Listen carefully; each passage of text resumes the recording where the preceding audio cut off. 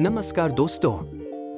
आज मैं आपको एक ऐसे महापुरुष की कहानी सुनाने जा रहा हूं जिन्होंने बिना हथियार उठाए पूरी दुनिया को सत्य और अहिंसा का पाठ पढ़ाया।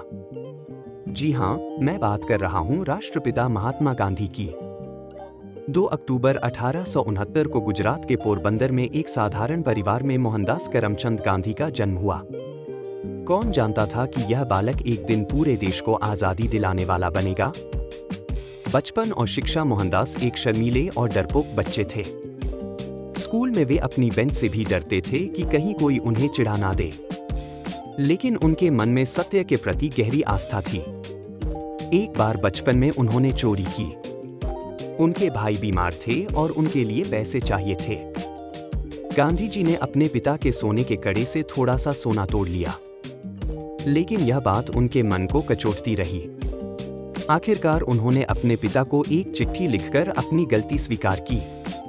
पिता ने वह चिट्ठी पढ़ी और उनकी आंखों से आंसू बहने लगे।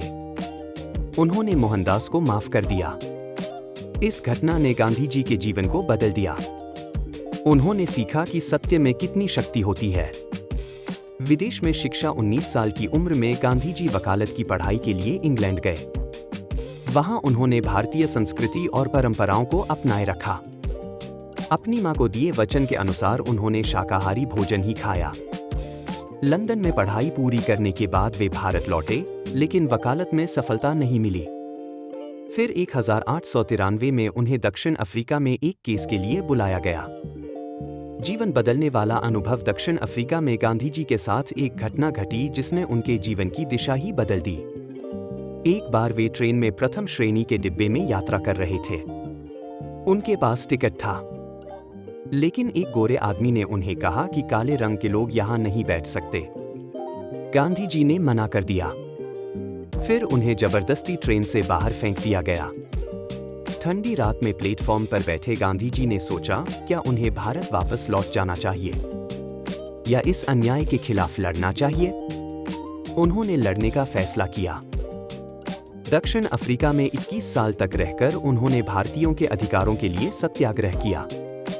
यही उन्होंने अहिंसक विरोध की शक्ति को पहचाना। भारत वापसी और स्वतंत्रता संग्राम। 1915 में गांधी जी भारत लौटे। उन्होंने देश का भ्रमण किया और किसानों, मजदूरों की समस्याएं समझी। चंपारण सत्याग्रह। 1917 बिहार में नील की खेती करने वाले किसानों पर अंग्रेजों का अत्याचार हो रहा था। गांधी जी ने उनके लिए आवाज उठाई और जीत हासिल की।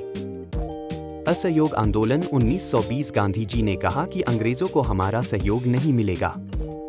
लोगों ने विदेशी कपड़े, नौकरियां और उपाधियां त्याग दी। नमक सत्याग्रह। 1930 यह सबसे प्रसिद्ध आंदोलन था। अंग्रेज सरकार ने नमक बनाने पर टैक्स लगाया था।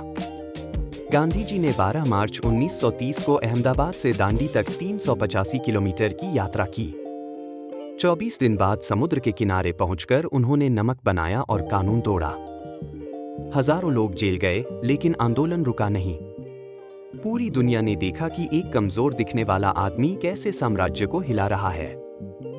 भारत छोड़ो आंदोलन। 1942 गांधी जी ने नारा दिया, करो या मरो। यह आजादी की अंतिम लड़ाई थी। गांधी जी की ताकत उनके विचारों में थी। सत्य। उन्होंने कहा, सत्य ही भगवान है। झूठ बोलने से बड़ा कोई पाप नहीं। अहिंसा। हिंसा से हिंसा बढ़ती है। प्रेम और अहिंसा से ही दुश्मन का दिल जीता जा सकता है।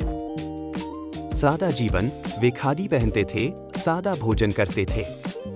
उन्होंने दिखाया कि महान बनने के लिए दिखावे की जरूरत नहीं।